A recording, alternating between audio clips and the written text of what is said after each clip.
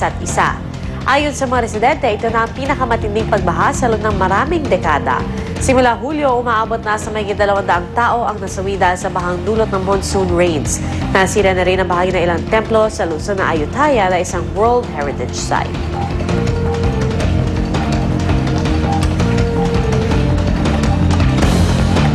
Oras na para sa unang chika, narito na si Luan D. Luan!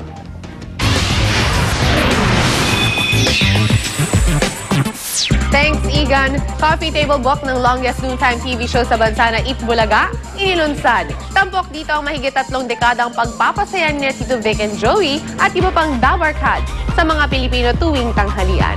Narito ang report ni Cedric Castillo.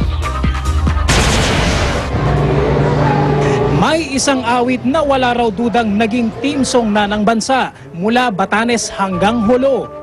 Isang libot, Isang tuwa, buong bansa.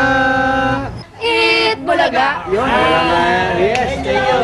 Lumipas na ang mahabang panahon pero iisang awit at iisang programa pa rin ang namamayagpag tuwing tanghalian.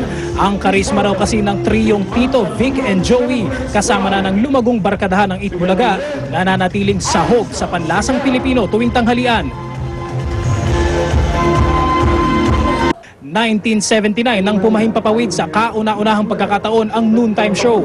Makalipas ang mahigit 3 dekada, halos 10,000 episodes at mahigit 8 milyong minuto na airtime. Ito na nga ang tinaguriang longest running TV show sa Pilipinas. Pero ayon mismo sa mga haligi ng programa, nagsimula raw ang lahat sa mga simpleng pangarap. Si Vic nga, ang pangarap lang noon, makabili lang ng isang kotse. Makabili lang ng unang kotse niya, okay na. Pwede nang tumigil. Ganon. Oo. Ngayon nila na. Hindi nga namin akala. Wala kaming plano magtagal. Yun ang totoo. Hanap buhay lang. Ang Eat Bulaga, lately, para ng public service program na nagmamasquerade ng entertainment show. Eat Bulaga would probably be one of the factors why I am who and where I am now. Hindi rin daw maitatangging na master na ng Bulaga ang pag-knockout sa mga karibal na programa. Pero para sa TVJ, lipas na raw sa kanila ang pakikipagkompetensya. Kung merong ibang makakapaggawa ng ibang programa na makakatulong din sa mga kababayan natin, bakit hindi? Hindi kami ganun, hindi kami mentalidad na kami lang dapat. Kung gusto mong tumalo ng kalaban, kunan mo ng minudensya o kunan mo ng parte yung kalaban. At yun ang itapat mo. Ang tawag ko na lang sa mga katapat, kapitbahay show sa ibang network naman o ibang channel. Kasi ang feeling ko at this point, hindi ka basta iiwanan na lang after 33 years. Parang tayo, kung may bahay na tayo, may lumipat na katabi natin, sisilipin naman natin, may maganda bang dalaga doon, may kapitbahay bang, yung kapitbahay natin, ano ba yan? Yung ba yung first wife o second wife o chismis? Tapos, uuwi ka rin sa bahay mo. We are very proud to be part of the Bulaga family also. Nag-blood compact kami muli ni Kuya Tony, ni Mr. Tubiera. So, kung yan ang pagbabasihan, habang buhay.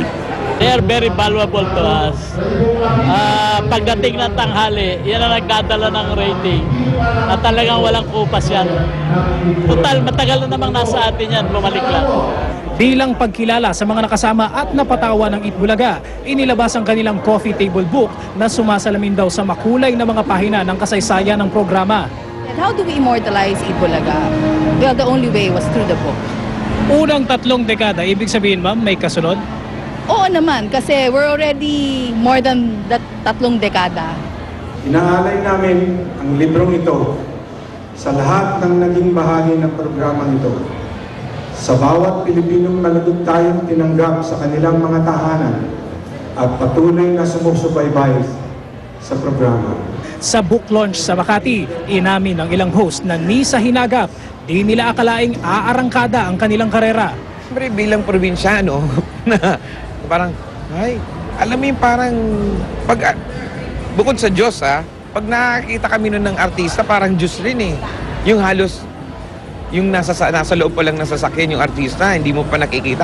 Mahawakan mo lang yung sinakyan ng artista. Diyan nagsakyan, nandito si ano, oh. Alam mo yun yung habulin mo talaga yung auto. I got addicted because of Aiza Seguera. Mahilig ako sa mga bata eh. Addict na addict ako kay Aiza nung araw. Sa Aiza's Kiddie Corner. Kay Duckwalk.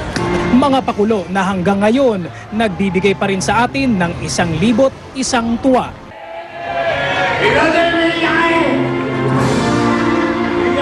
Para sa unang balita, Cedric Castillo reporting. More chika later, kaya dyan lang po kayo.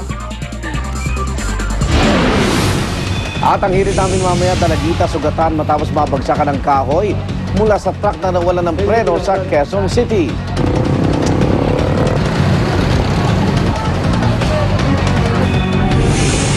At babae patay matapos umunong pukpukin ng bakal ng nakaalitang kapitbahay sa Santiago, Isabela. Abangan yan at iba pa sa unang balita mamaya. Alright. Uy, girl, ano ba? Alam mo ba?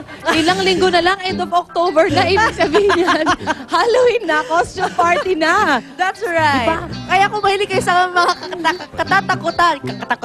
katatakutan, aba mag-costume na nga talaga kayo. Eto, ibibida sila sa atin ng Monica Drew at ni Arn, pati yung girl. Hi, kasama si Drew. Hey, guys. Hi, guys. May pambata ba? Good morning, guys! Good morning, Arn. Ayun, oo, feel na nga natin ngayon dahil nga 79 days na lang at darating na isa talaga sa favorite natin and sabi nga nila, second sa most popular